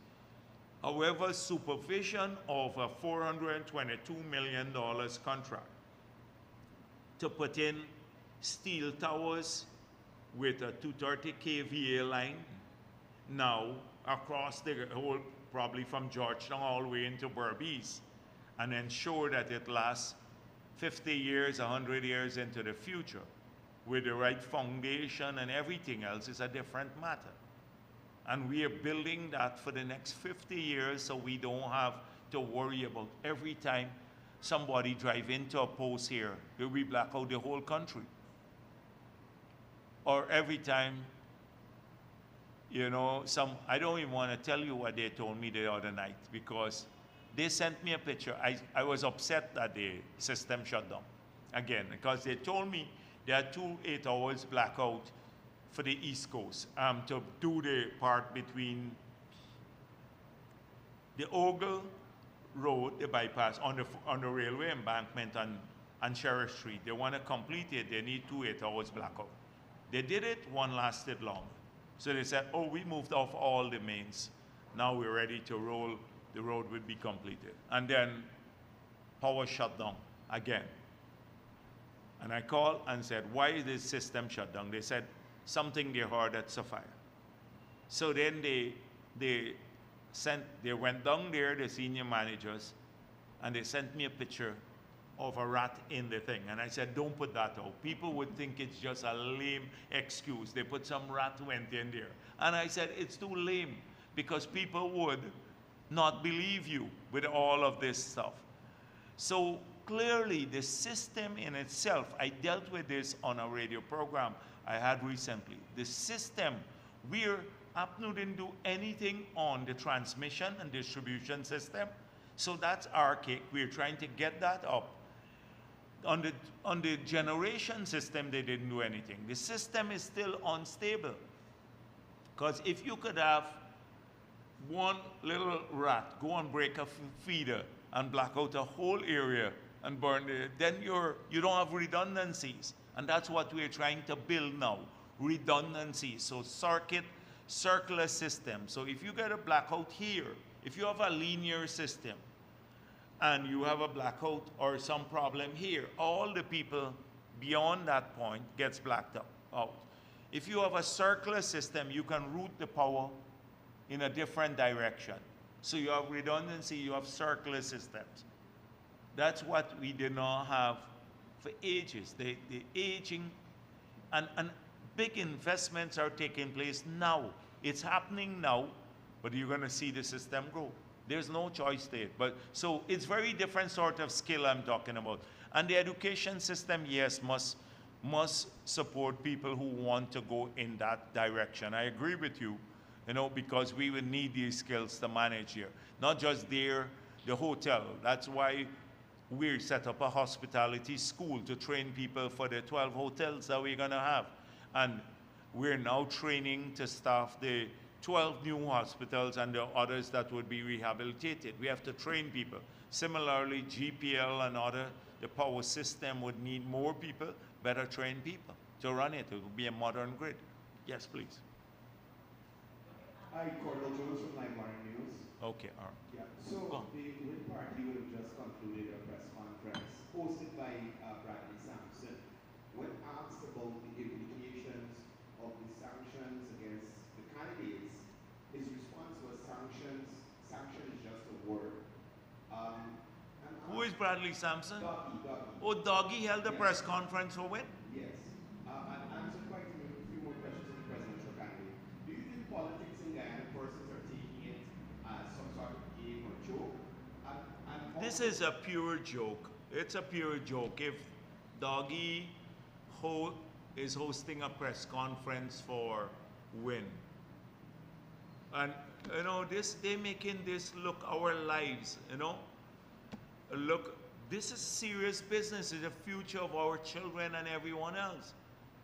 Can you imagine how much disregard they have for us as Guyanese to have that do? A man who brutally on record, videoed, brutally beat a woman with a gun. And a woman who was seeking her payment would host a press conference like that. Now, and they disassociated. You remember the statement? They said, he has nothing to do with us. He's not part of our team, etc. Now, suddenly he hosts a press conference for them and then says, sanction is a word. Well, you tell that to the Mohammed. I saw they asked him, and he said he could travel around the world. The same as Rudin Mohammed. It's not true, another lie. You ask Odessa Primus if sanction is just a word. You ask the others. I can't imagine that they will actually even, what sort of thinking goes on? Have Doggy hold a press conference. What's his name, Samson? Rabbi Samson. Oh. It's really, they're making this like a joke, yeah. And finally, we've seen some actions from some of the local banks. Could you inform Guyanese if it's a similar situation with insurance companies and these persons that are I don't know. associated I with don't know. I know the sanction says financial company, financial institutions.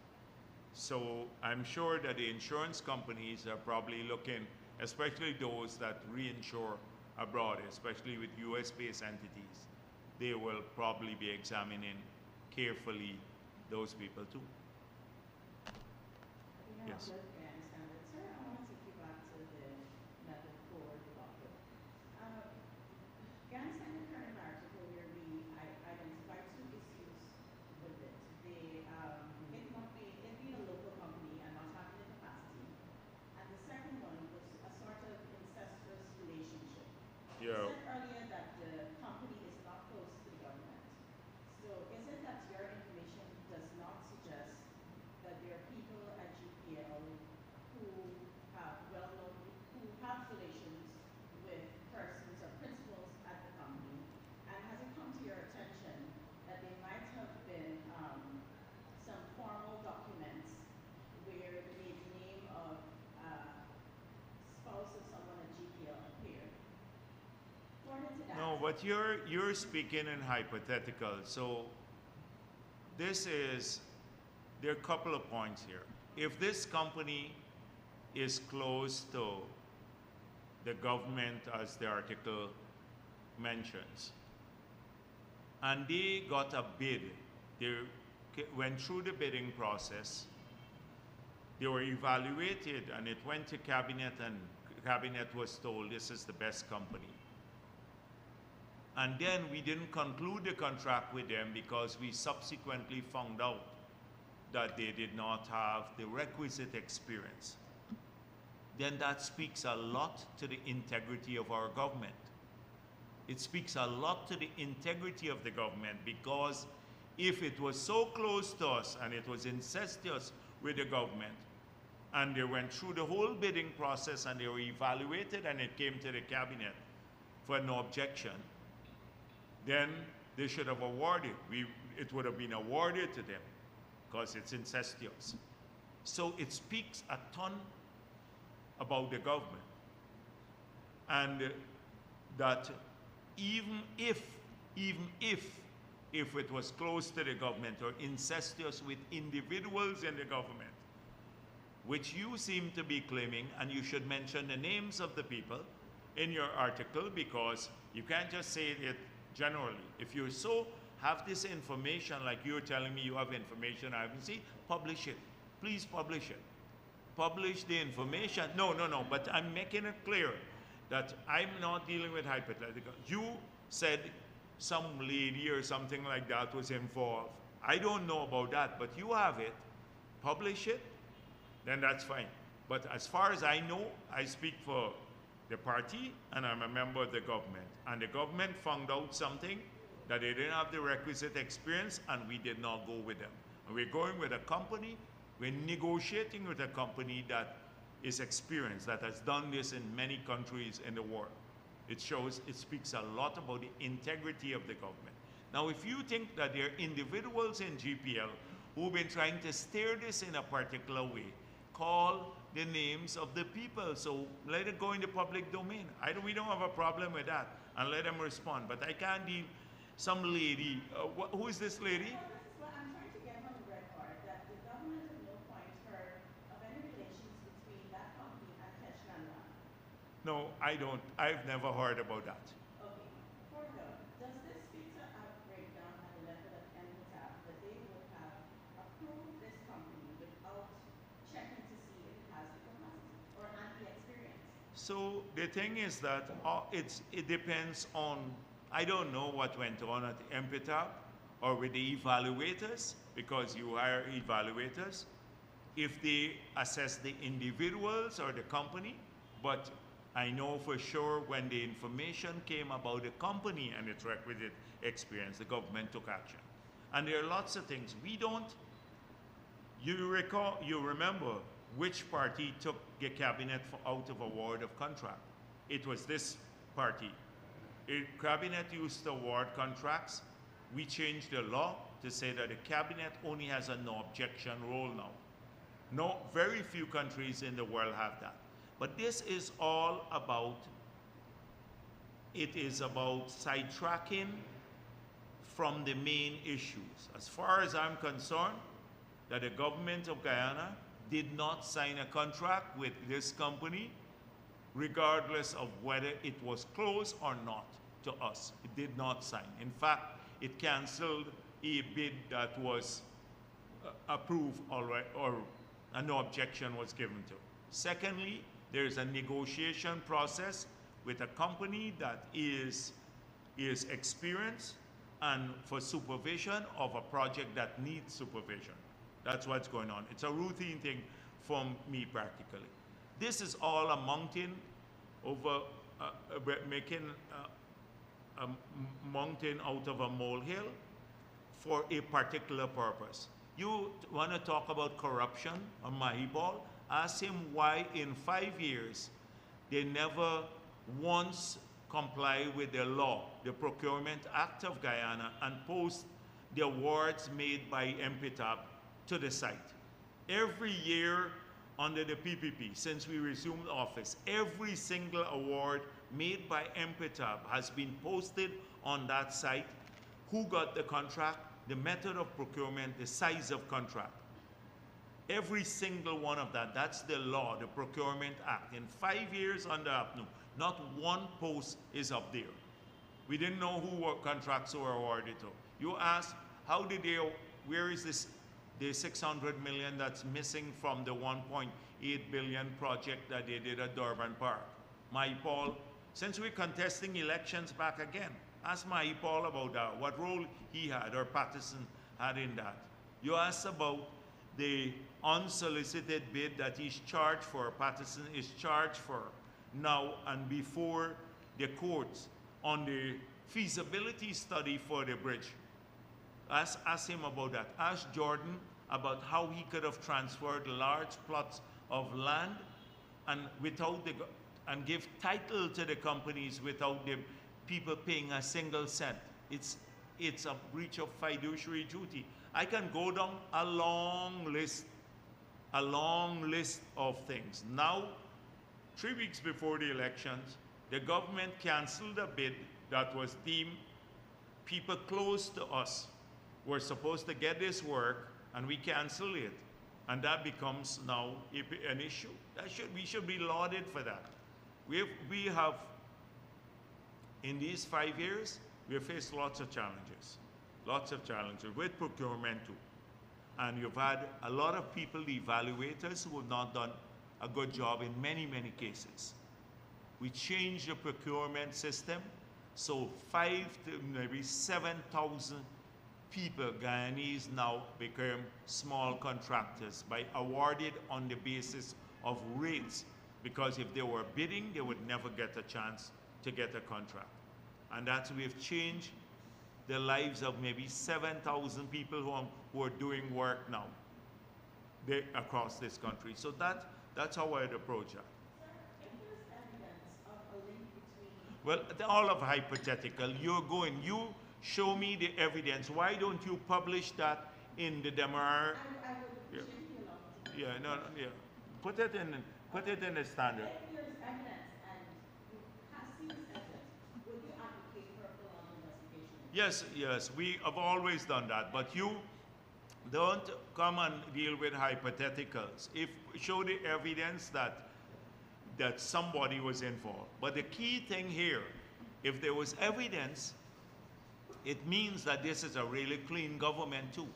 Because here you have evidence of a person close to government trying to compromise the bid process, and the PPP civic government does not award a contract to that company that they were trying to compromise in favor of. That speaks a lot about us. That speaks a lot about us. It's a great thing for us. So that's what I want to say. Yeah, go on. Good afternoon, Kim Alking, Guyana Standard. Sir, it was recently noted at an Afghanistan Bank meeting in Grenada, or it was floated that Guyana could be a potential solution for the energy needs of the Caribbean region. So I was wondering if you think Guyana would help the region at a preferential price with respect to its crude sales to its Caribbean partners. I did not follow this, Kimal, but what were they suggesting? So the president of Afghanistan Bank, he said that today Guyana is a major oil producer. Yes. If CARICOM has thought about aggregating its demand for petroleum and talking to Guyana to refine and supply it collectively. In that he was saying the region would be able to reduce its petroleum expenditure dramatically. So we've never explored this with anyone in the region. I don't think there has even been such a demand. Even when Trinidad and Tobago said that they were hoping to have discussions with us about gas, I pointed out one thing. I said that the gas to energy project, we don't have any gas to supply to anyone there, because all of the gas will go towards generating maybe 500-600 megawatts of power, which we will need. This first phase is 300 megawatts, and then to do a fertilizer plant, which we're hoping that would be an investment vehicle for Guyanese, every Guyanese, because we'll put a share structure in place so people can invest in that. That's gas then. I then said we are looking to monetize our gas. The gas offshore, that is associated gas, and some of the fields where we have had more gas than oil. The discussions are taking place now. We didn't pursue them in earnest because of the elections period now, but there's a tripartite engagement. We've been talking to Suriname about the possibility to eventually, because they have a gas field close to ours in the quarantine area. But they're not formally part of the tripartite discussion between government, Exxon, and what's the name of the company? Fulcrum Energy. That we're yet to make a decision whether there will be a project, but they are studying now all of the possibilities, including a floating LNG plant, bringing the gas on shore through a major pipeline for industrialization, or to generate power for the sale to Brazil, or any other any other use that could make the project feasible. I said in that context, they should explore Trinidad's proposal to procure gas from Guyana for their refinery.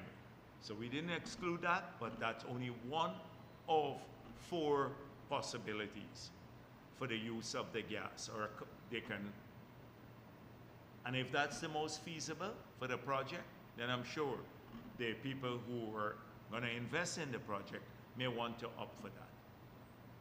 So far, we have not received any joint proposal from CARICOM about the sale of our crude and then refining that crude to supply refined products to the region. There is no such thing. So I think maybe the president of the African Bank is saying that given we're a producer, a major producer, that may be an option, but there's no formal proposal before us. And when, and if and when it's made, we will then examine it on its merit. But right now there is no proposal. Okay, what I'd also like to get at is the fact that since you have said in the past that it's Guyana's preference that because it sells its crude openly on the international market, it gets the best prices, and that is your preference. So would you be open to a deal with the CARICOM region that allows them a discounted price or something like that? That is something we have to examine only when we have a specific proposal. I don't want to deal with hypotheticals here because there's so, I just pointed out earlier about how we can get the price of refined products down in Guyana, even when we don't refine crude, by procuring in larger quantities and investing in storage capability in the country. If there is a proposal that where you may sell your crude at a particular price, but then get the benefit in refined products, then that is something we are exploring. In fact, we've been exploring that with US companies. We've been exploring that with a US company where we would sell a quantity of our crude, and then they would resell us, they refine or supply back us with the refined products at a lower cost than we are now procuring globally, which will end up with significant lower costs to our consumers here in Guyana. So we're open to exploring any option, but let's see it when it comes. There's nothing to talk about because there's no proposal now. Okay, as the government moves forward and continues its spending, especially on infrastructure projects, do you have plans to close in on risk areas in the procurement chain for waste and corruption? The thing is that a lot of the procurement, if you look at, for example, the housing, we spent about close to $300 billion on housing. No foreign company has been awarded these contracts. There a lot of talk about how Chinese companies, I dealt with that. If you look at the amount of, a lot of it is still ongoing, like the 20,000 houses on the East Coast. We are getting the output. We have major problems with delivery. Not so much the procurement, but delivery. People are slow to complete a lot of the projects that we have awarded. In housing, on infrastructure, young professional homes, and also the core homes. You know how many young professionals have come to me and said, the contractors are delayed a year, they're waiting, they're paying their mortgages and their people are waiting. So we have a problem with many people, local contractors. Some are doing an excellent job and many are not fulfilling their promises or doing substandard work. We have to fix that, apart from the procurement, to make sure that it is done well. But who do you go to then?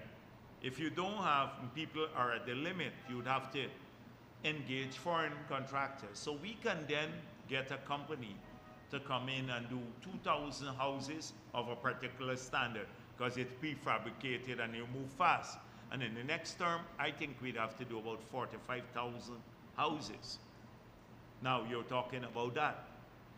So it's the balance between giving our people opportunities and getting the work done fast enough and giving some foreign companies a toehold. So it is procurement, but it's also a question of capacity, etc. But definitely strengthening procurement throughout it will be an important issue for us. I just wanted, I spoke about the last government and I told you about what we put on the site. Transparency is not about the procurement, it's about ensuring that the citizens have the information to question it. And that's why every contract that we have given, awarded by NPTAB over a certain price, is now on that site. And the method of procurement. So whether it was competitive bidding or sole sourcing, you will see it there too. And you can then question, why did they sole source this project here? So those are done. So definitely yes, it is something that came up at the consultations about strengthening procurement. If you look at my speech there at the consultations manifesto, I spoke of that in great detail. I'm also asking about like engineers, the government's engineers and public servants who are involved in procurement. Are there risk areas, especially with respect to engineers, to give potted estimates and things like that? There is that. I came right here and said people do that. That they do. There are lots of things we have had to struggle with. For example, and I say it again, and we now have a greater handle on it, but 2 years ago, we had to go out and threaten people. We've had cases where they would award a contract. So a road would need maybe just rehabilitation, but on the bills of quantity, it will look like a completely new road. And then we award a contract for a new road, and then the engineer, we have had cases where the engineers go to the contractor and say, we will approve payments for the whole road if you share the money with us. But really, it should have been only about 60% of the road to be done. We've had that. We've had people falsified procurement. We've the evaluation by just, and it's laziness and neglect, but you get a result. For example, we found a few cases where the people doing the evaluation don't actually do the evaluation. One, there are 3-member panel selected randomly. One person would do it and he would send it to the others and they just sign the document. They wouldn't even look at the document. We've had cases where the announced price at the bid opening was used to do the evaluation and not the actual going through the tender document. There are lots of these things that happens. Remember, we're doing 10,000 contracts per year with these small roads and stuff like that. 10,000 of those. So you do have that sort of thing. But we nipped it because we went across the country. Ashley Singh, myself, the president, we traveled throughout, we warned the engineers, etc. And we saw a significant reduction and greater oversight. But whether it happens, sometimes yes, it does happen. So if if you believe that on 10,000 contracts, look, this morning I got a call. You know, we've awarded contracts 6 months ago, and the people haven't even started as yet. And some of them dug up the road in front of the people and then just moved off. One guy from Quarantine called me and said, the contractor, every 3 days, he's from their village too, and every 3 days they come, they throw 2 loads of sand, and then they move off again. That sort of thing happens, but given the scale of what we are doing, the transformation and the pace of transformation in this country, and the transparency putting up the bid prices and everything else, we have done 100 times more than APNU in terms of civil works, and we have been more transparent about it.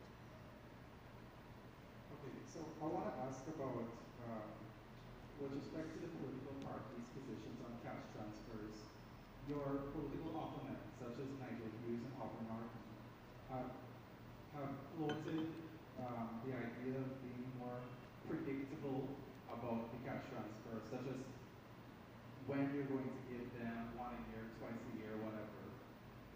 Nigel Hughes has, for example, floated like, let's say a person gets a cash transfer every year on his birthday. I don't want to waste my time with Nigel Hughes. Nobody pays attention with Nigel Hughes now. It's like, that's why people are not going to his meetings, because of the same, they see that there's no thought to it. Have you ever listened to them talk about wealth creation? Norton, Nigel Hughes, now that you mention him, or any of the others, they don't talk about a macro framework in which every single policy has to be situated. Your education strategy, your health strategy, your wages policy, the cash transfer, your oil and gas revenue, they never situate anything in that big picture. So everybody wants you to think they would come and talk only about the things that they think resonate with the voters. So we'll give you more money, we'll pay you higher wages, that's it. We'll give you a large sums of money. But to run a country sustainably, you have to generate wealth before you distribute wealth. And they don't talk about generating wealth. And all they talk about is reliance only on oil money. And we know the situation with oil money now. It's not there as yet of the magnitude that would allow us to do the things that they are even advancing. So how do if I take them on those issues, you know what it does? I play right into their hands, because that's what people want to hear. They like to hear, I'll get 500,000 per month or a year. And look what APNU is promising. They would not get it. They would never get it. But they don't talk about how do we create a situation where we avoid the Dutch disease. So that's why Kimal, I don't want to go down that route, because it's nonsensical for me. Because I've run a Ministry of Finance before. I've been president. I've had to deal with the toughest era when we didn't have money to pay our debts. So I've seen the lay of the land. I've seen how people talk a lot, and they talk a lot of nonsense. We've had to have a sustained policy over these years.